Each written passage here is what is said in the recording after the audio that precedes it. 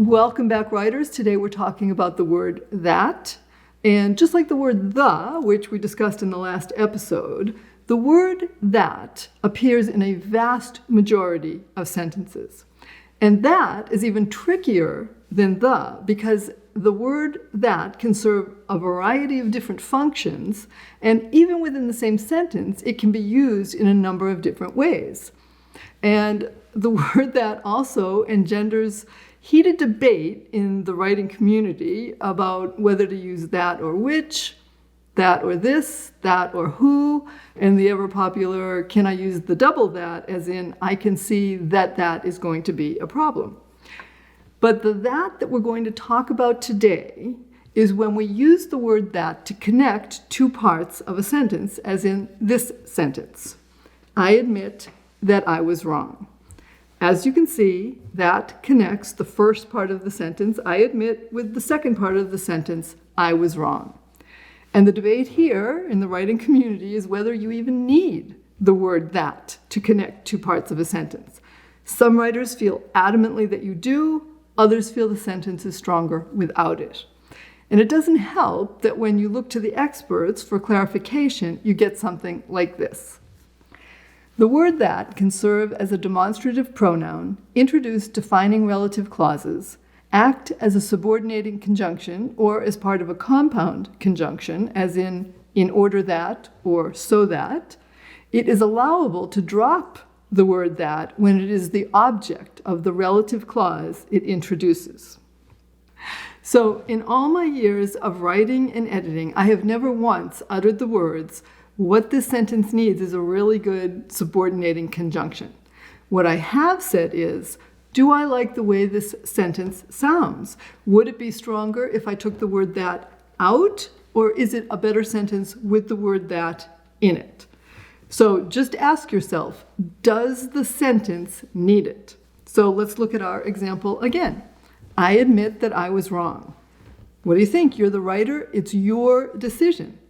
To my ear, the sentence is stronger and cleaner without it. I admit I was wrong. But the beauty of being a writer is that you get to decide which is better based on the message you're crafting. And here's something else to think about. Just because we take the word that out of a particular sentence in a particular context doesn't mean that we'll necessarily take it out every time. We could use this exact sentence in a different document, in a different context, and in that case, we might decide to keep the word that in the sentence for emphasis or rhythm or for any number of reasons. The decision has to be made on a case-by-case basis, depending on the message you're crafting. In writing, one size does not fit all. And remember, as writers, we are always trying to get our full message across in as few words as possible, and it's our responsibility to question every word. So assessing the word that every time we see it and removing it when it's not necessary is a basic strategy for crafting stronger sentences. All right, let's look at some other examples. Meditators often report that they feel less stressed. And if we remove the that, meditators often report they feel less stressed. And I'm not even going to say anything here. I want you to just look at those two sentences and see if you feel one is stronger or better than the other. And let's look at another sentence. On-the-job training is one way that we keep our attrition rate low. Without the that, it reads, on-the-job training is one way we keep our attrition rate low. What do you think? Does one of those sound better than the other? Okay, let's look at a different one. I called the local college because I thought that I remembered that we had an affiliation with their lab. And without the two that's, I called the local college because I thought I remembered we had an affiliation with their lab. Do you have strong feelings one way or the other? Okay, let's look at another one. I knew that it was an issue with serious ramifications. I needed to make sure that I understood both sides. If we take the that's out, I knew it was an issue with serious ramifications. I needed to make sure I understood both sides. Now, here's one where we have to think a little more deeply here. We can't just assume. Try this approach the next time that you encounter that problem. Try this approach the next time you encounter that problem. In this case, the second that performs a different function. It doesn't connect two parts of the same sentence. So in this case, we can't remove it. It is necessary for the sentence. It wouldn't make sense without it. Okay, you can see that, right?